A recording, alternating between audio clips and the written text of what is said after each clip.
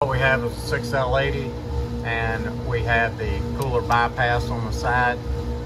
The bolt is stripped out on this bypass. Now, me and Cody, we have ran into this before where that bolt is stripped out. Someone's probably put a used transmission in it. They strip it out, it'll hold, but once you pull the bolt out, then it will bring all of the threads out with it.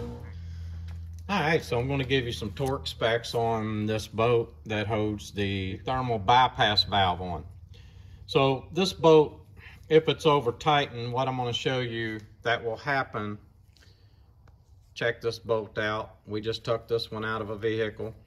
It was worked on before us. Someone installed a transmission and this is what we got left with. This could happen to you. That's the reason I'm making this video, to help you out. So they didn't torque this boat. And what we got into was it pulled the threads out of the pump housing. And we was left having to repair it. Now I have another video on how to repair this. A really easy fix. So don't get too excited if something like this has happened to you. So what we're going to do, I want to show you the torque specs so that you don't leave a mess like this for the next guy that works on yours. Okay, so if you order a thermostat delete, something like this, it's going to give you all the information on how to install this kit.